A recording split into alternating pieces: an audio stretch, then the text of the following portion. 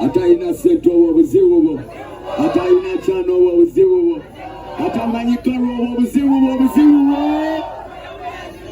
Yo chatiro bachali bange amanya bamwise Fefe bussi boyagala kuwerawo naki eranga kuluno tusazeeko na kintu kimu omulamwa guli nti mami kingi gwe muyita Karole Kasita mama sita ennaku z'omwezi nga 17 Novemba tuli wali eri ku Lugogo Wooma Showgrounds naki Karole Kasita naki Fefe bussi naki tosangeyo bamene mu abasinga nenda kokutama ikufuni katono bussi kumera z'omukwano mungi ng'obeereddewo nnyo Karole Kasita ekyo kyange nsaba onziremu wangi ng'obeereddewo nnyo Karole Kasita wanjawulo ki munnange ensi mwana bw'obeererawo omuntu naawe era ky'oba osuubira kubeererawo kati nange ndi mumubeererawo nange ambeererewo jasiti tewali kakodyo kalala kwebeererawo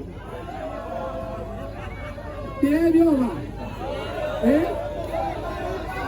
alima kale ate still abagenyi bachajja bangi omukyala pisava atweyunzeeko omukyala oyo naye bwekituuka mukwano naye wamaanyi wali awo abeera ne munneewe simanyi oba muleseewa naye kasooka tweyanjulire oba oli awo abatamumanyi mumutegere olunaku lwolwaleero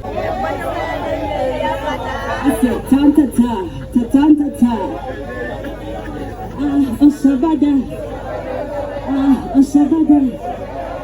Hey, what's up everybody? My name is amapenzi. Nanzezewa no Karole Kasita.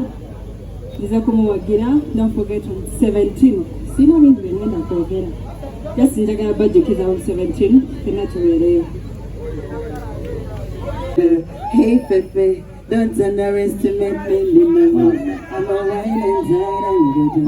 Only make it join me so long. Never love is only not a Fefe bussi okolagana n'abayimbi bangi mu ggwanga Uganda bakituuka ku mami Karole Kasita owunga n'ogweri ne bakuta ne ku kitanda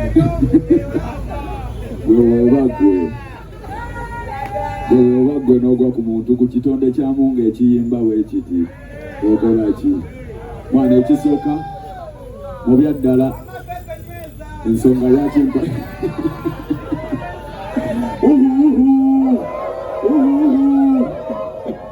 yamana ensonga esookera ddala lwaki nange mpagira Karole Kasita ng'ogyeko biri byonna bikimbu biki ono omukyala mwana ali talented nnyo bwe tutunula ku bayimbi be tulinawo wano e Uganda makono njulira mbu tewaliyo ba stage performer be tulinawo bawera nga bano oba babiri nga bamusinga okitegeera kati twamuwa n'erinnya nga tumweyitira stage godde sife ngaffe okitegeera era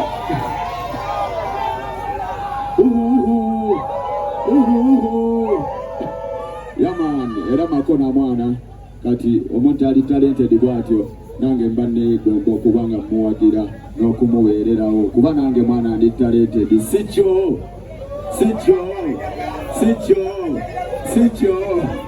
yaman big up mama sita kwagaliza bisinga byokka ate nga 17 nzamanya ekigenda okubaawo. Let's go. Beyaza Fefe bussi akamwenyumwenyu nkalaba kaddeno neeno naye ng'abagenyi ab'enjawulo bachajja yabeera asinga buli sponsor wange ali wano. Thank you very much Victoria University.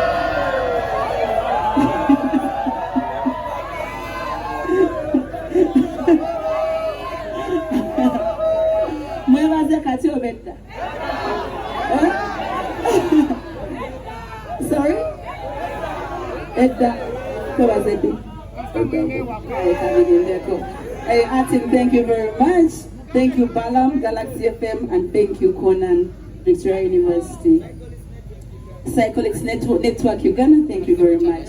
I'm choosing to do my concert this year because this year has been so good for me. I've worked so hard kuva bili 19 nga nina very good songs nga zikuba ani awakana wenda wedaya sigwe we da so wakana agazoya emyaka je kimite I've worked hard over 2019, I mean commercially and being a real artist as Karole Kasita.